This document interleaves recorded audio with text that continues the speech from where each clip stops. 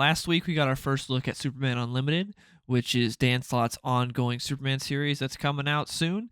Thanks to Free Comic Book Day, we got a little preview of it. Now, this isn't the first time that we've seen Dan Slott write Superman. That came with Summer of Superman Special #1, which, if you read that, there were 3 different writers on it. Mark Waid wrote Chapter 1, Dan Slott wrote Chapter 2, and Joshua Williamson wrote Chapter 3. And Chapter 2 was the worst part and by far the weakest link of the book and had just some weird stuff in there that made no sense. There's a random part where Superman starts talking about climate change and how we need to start listening to scientists, and it has nothing to do with the rest of the story and doesn't link at all. It was just really weird, but that's Dan Slott, and especially doesn't make sense because Krypton died because they came from a planet of scientists that were dumb, and now on Earth, the premier scientist in the DC universe is generally Lex Luthor. So why would Superman ever tell people to listen to scientists?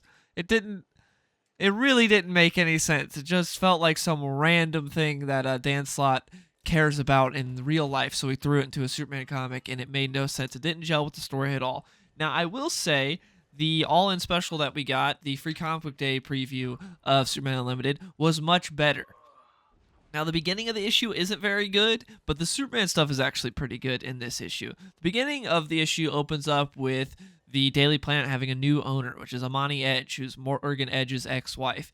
And this is another weird Dan Slott thing, where it's sort of like what Mark Waid did when with Absolute Power, where he just randomly is like, the villain's AI. That's the villain of this story. That's how the superheroes get taken down, by AI and deep fakes. And it's like, that makes no sense. It's so stupid. That's not something that would defeat the Justice League. It made no sense, but it's a personal beef that Mark Waid has.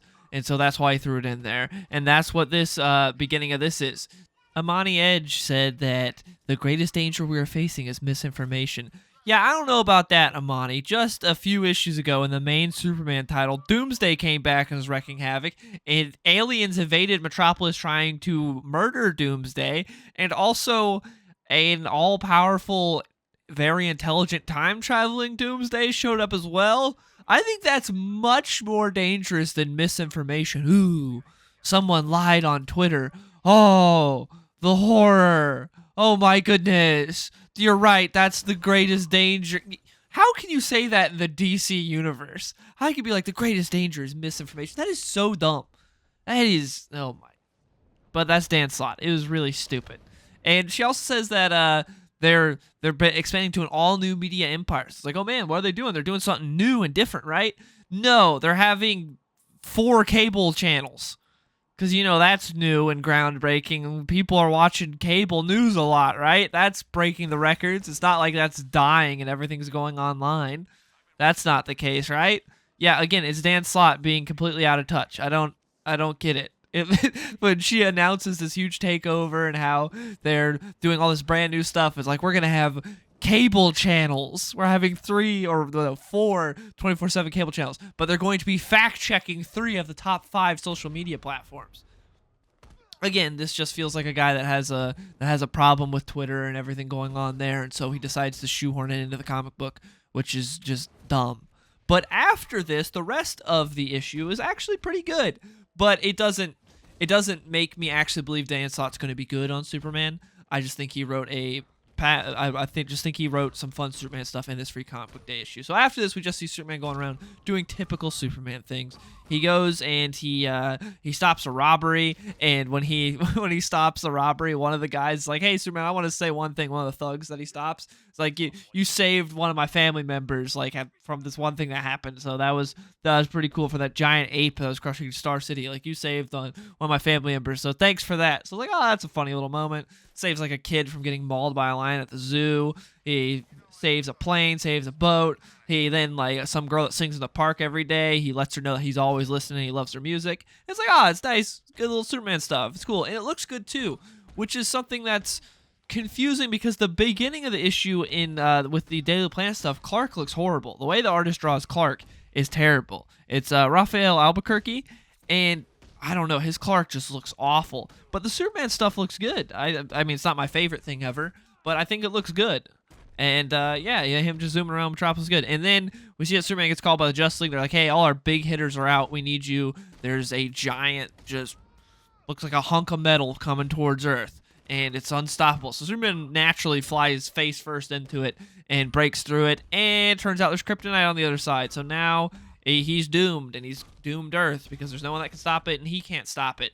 So it's like, what's gonna happen? So it's a good little cliffhanger. So yeah, it's like half the issue I liked, half the issue I didn't like. But I'm not sold by this because if you go back to when Bendis first came to DC, his first issue, his Man of Steel first issue, wasn't bad. It was actually like that first beginning of that fight with Ra's al Ghul was good, and it was actually decent. And then it just went downhill after that.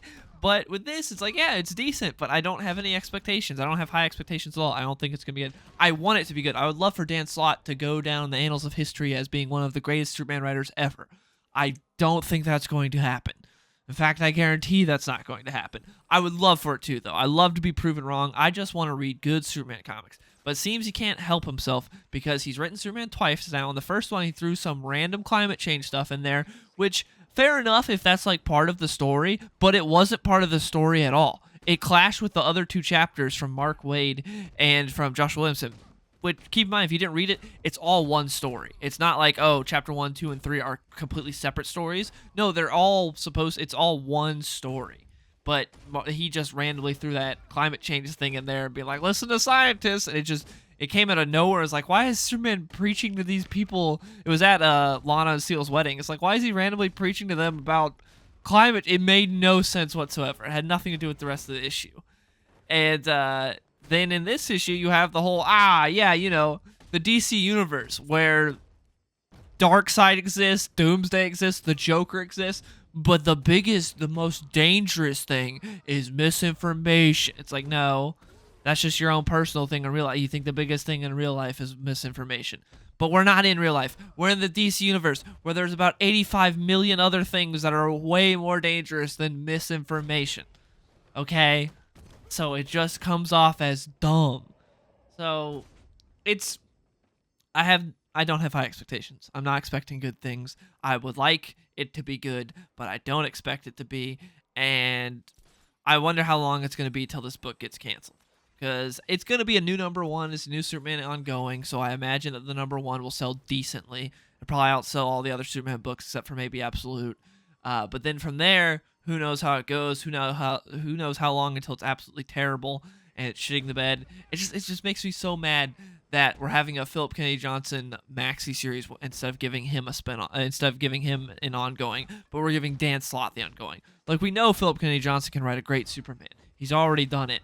But instead of giving him an ongoing, you give him the maxi series, and then you give him a limited series, and then Dan Slott, you give the keys to the kingdom. You're like, here you go, sir.